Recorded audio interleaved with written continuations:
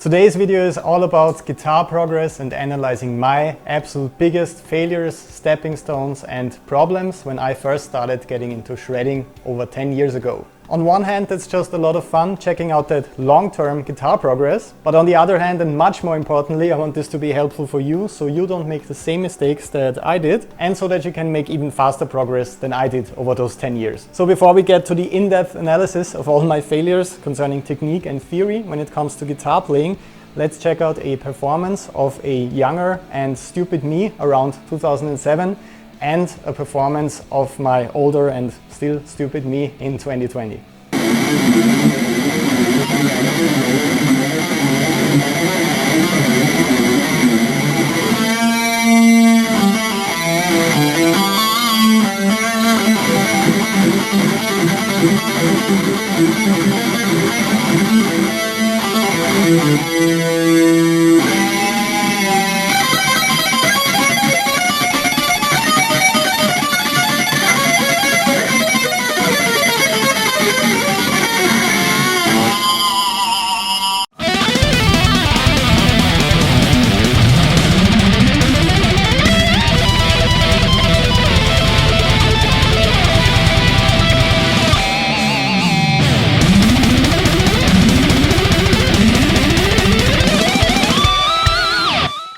As you can see, quite a lot of things have changed over the years. I'm still far from satisfied, but all the practice hours are starting to pay off, I guess. If you want to follow the exact exercises and practice concepts concerning technique and theory that I'm doing right now and that I've been doing for over 10 years now, make sure to subscribe to the channel right now. That is pretty much the only way of really staying updated and never missing a video because I'm posting every single week. Alright, let's roast the younger version of me right now. Let's check out the 3 biggest problems and stepping stones that prevented me from making significant progress in the beginning together now. Okay, hope you're ready. Let's do this.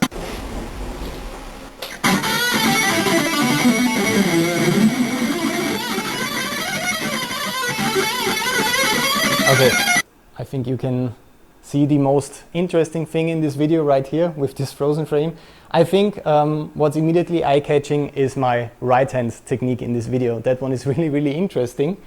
And I remember my bandmates calling it the banana grip because I was kind of picking like that with an inverted angle. And as you can see, that's a pretty interesting curve right here and it resembles the shape of a banana. The main reason why I started out with this inverted angle initially is because I didn't really like that kind of scraping sound that I sometimes got in the beginning, but it turns out one of the main reasons for that scratching sound was I was playing relatively cheap picks with super rough and hard edges, and that was really amplifying that kind of scratching sound. So for some reason it was a bit easier for me in the beginning to figure out alternate picking that way to get some continuous down and up strokes, but the problem started to emerge relatively soon because I couldn't develop a motion that was steady and in time. I had my kind of comfort tempos, but I couldn't really play reliable and spot on at any kind of tempo with this technique. The second detail concerning right-hand technique you might have seen in this video concerns the other fingers that are not holding the pick. In case you missed it, let's check it out once again from the top. Please watch the right hand right now.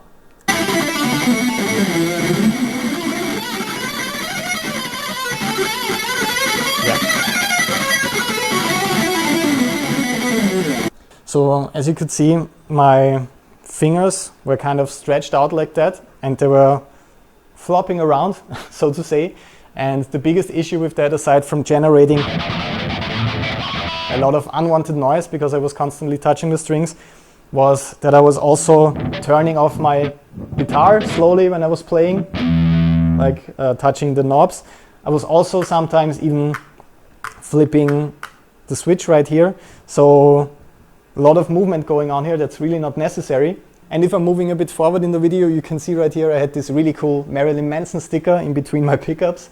And that is pretty much the evidence for the damage that my technique and my fingers were causing, because the sticker is cleanly ripped off at the bottom and my guitars were all scratched up in that area because my fingers and fingernails were scraping right here all the time. So to make a very long story short, at one point I had to completely change my technique in order to play clean and precise at any kind of given tempo and playing any kind of licks because the main thing that I discovered with this kind of technique is that it was quite easy to perform certain licks. Certain stuff was really suited for that kind of picking style, but as soon as I had to play and learn other material that I didn't write personally for studio jobs, for live jobs, whatever it may be, I was really struggling with playing that because I didn't come up with it with my kind of special technique, finger stretched out, banana grip. And since I wanted to be a professional studio and live musician, that really stood in the way of making progress in that field. So at one point I had to painstakingly take a step back and reshape my technique, so to say. Starting really slow with the up and down stroke motion, and I was closing my hands so my fingers were not touching the knobs and all of that stuff anymore, and so that the motion felt more controlled. And suddenly, as I continued playing like that, I felt much more in control at different tempos, and I could suddenly make a lot more progress with the material I wanted to play and learn. Also sweep picking, fast alternate picking, all of that stuff became much easier with this technique.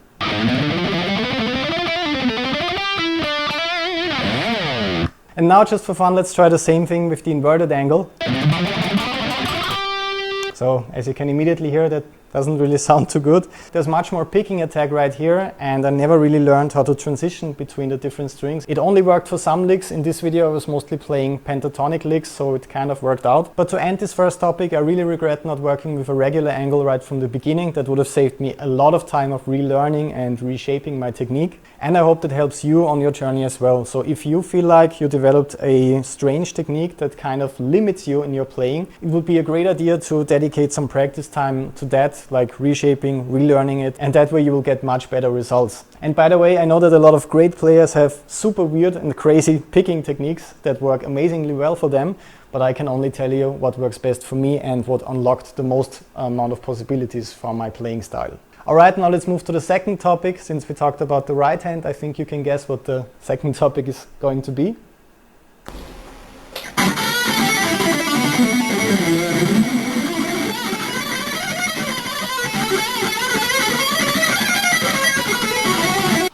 And stop right here. If we take a look at the left hand, I think you will see that the thumb is pretty much always sticking out over the fretboard like that. And that is also a pretty bad habit that I had back then for multiple reasons. I still use that extra grip and support in my playing when I'm using excessive vibrato or bending. So with that kind of expressive sound and playing style, it's not that much about technique. It's about getting that extra support to really make those notes sing. But when I was evolving from the 2-note per string pentatonic licks that you hear a lot in there to 3-note per string stuff and arpeggios and all of that, I couldn't stretch my fingers at all when my thumb was sticking out over the fretboard. Like right here, for example, if I would attempt to play the notes C, D, and E, so the 5th, 7th, and 9th fret, which wouldn't really be considered an extreme stretch, I couldn't do that right now. I'm really trying right now to do that with my thumb over the neck, and I can only reach up until the 8th fret. But as soon as I move my thumb behind my middle finger, it's no problem at all to play that, and I can even extend that beyond those stretching abilities that I had back then. So when I was performing faster licks or sweep picking sequences with arpeggios or legato stuff, my pinky finger was really kind of flying around like that, and it took many years to get rid of that bad habit that I developed because of this kind of angle. So in terms of left hand technique, my biggest takeaway was positioning my thumb behind my middle finger, just like that, and that way I get the most amount of support for my hammer-ons and pull-offs when I'm playing, and I can stretch pretty far without hurting myself. It doesn't feel weird to do that kind of stuff, and I also get some great power out of my notes because I get that snapping motion when I'm performing legato phrases. And if I would try that with an angle like that and with my thumb sticking over the fretboard, it wouldn't be possible to do that and to play that, to get that kind of stretching. So the biggest takeaway right here is to also focus on your left hand technique. I know it's really exciting to work on your picking technique, to learn how to play faster and to learn different patterns. But without proper left hand technique and your pinky flying around like that all the time, it wouldn't be possible to play stuff like that. So please also watch your left hand. It's perfectly fine in my opinion to use the thumb over the neck to really get that kind of nice vibrato and string bending, to get some extra support for that. But when it comes to 3-note per string and all that kind of technical stuff and the sweep picking and all of that, it's much easier for me to position my thumb in the area around my middle finger. Okay, so let's move to the third and last topic right now, and possibly the most important one. Let's listen to Young Me once again, and maybe we can find out what one of the biggest problems aside from all of that talk about technique could actually be.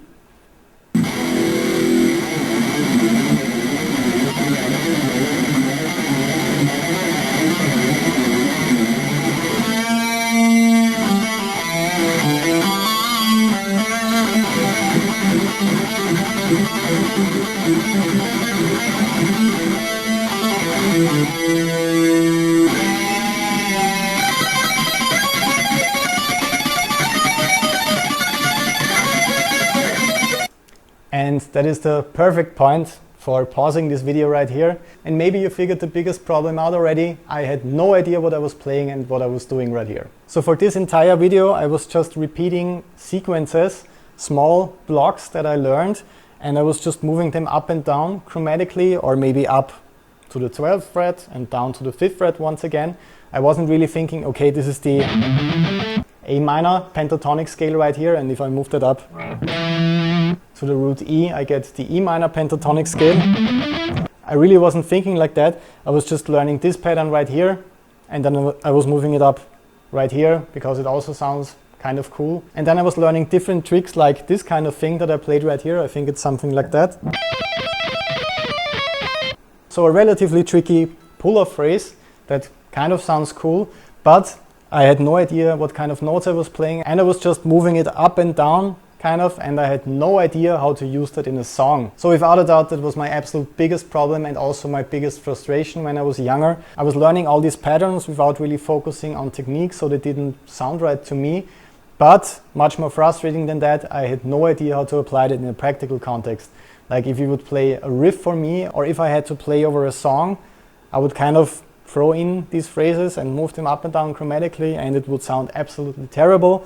Sometimes it would sound right, like if I was playing the A minor pentatonic scale over a song in A minor, that kind of sounds good. But then I started moving up this exact shape that I learned a couple of frets and moving it down, and then suddenly it didn't sound that good anymore. So I guess my biggest regret and what I want you to avoid on your personal guitar journey is never studying any theory. So let's quickly summarize the biggest takeaways from this video. I don't want to be too harsh on myself, of course. I was just starting out, getting into that kind of stuff back then. But this video hides a lot of mistakes because the camera sound is so bad. If you would listen to that take with only headphones and also dial back the gain, I think I had my gain set to 11 or 12 in this video, you would really hear all the kind of mistakes and how inconsistent my picking was. I was hitting the strings 3 or 4 times, and I was actually just playing 2 notes in the pentatonic scale and so on, generating a lot of noise with that kind of picking technique.